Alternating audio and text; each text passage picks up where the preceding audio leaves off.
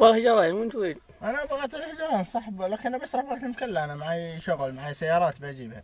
يا وليد. والله معي شاص 2009 اللي تبع دايركتر ده. ومعي بوكس 2010. يا وليد. والله.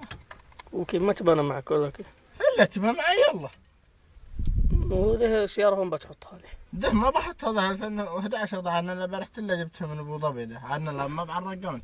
والله ما تشوف له يحب ابو ظبي في خشمه. يا وليد والله انها في طيم ذي. بالله يا اخي. حله. هذا يا ولد سيارة هذا. ذا سيارة. كم من ليلة سريت هذه؟ يا حافظ. ولا عاد كلا بتسري عليك لا جبت شيء. ذا عاد هلا جديدة ذاك 2009 يا ولد. يا ولد العرب قالوا يسلم بالعفير بطر. ليه؟ ملقي 2009 تبع الدركتر. بترول. كلها سياراتي بترول، ماشي ديزل نهائي.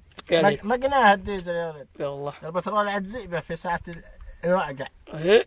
والله. يا ولد ميزات في هذا، مكيف خارجي ايوه. ده طلب خاص. والله مثل المرسيدس. يا ولد عارف من كم يبيعون هذا 2011 جديد من المعرض؟ من كم؟ والله ما ندري. انت من اشتراها لك؟ لا انا اشتريتها يا ولد طلب خاص ده. زايد على سعرها ب50,000 درهم. هل والله. ده شوفها مكلفة 240. اوه والله بس طلب خاص، ما تشوفها مميزة، ما شوف التلفزيون قدامك ذا. والله صدق.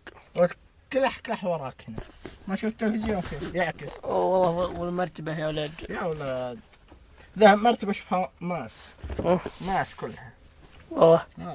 يمكن ضد رصاص ذا لك ساري ولا ضد رصاص. شوف الباب ذا، شوف. انظر اضرب عليه، شوف البندق بيننا ذا، شوف. انظر شله واضرب عليه. والله ما بايوقع فيها رصاص. يا ولد والجير فني. تماتيك الجير. كذا. وقف الجير دقيقة.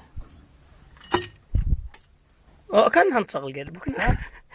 لا تماتيك يا ولد، لكن ما ابغاه تقول به هنا على الطبلون. والله.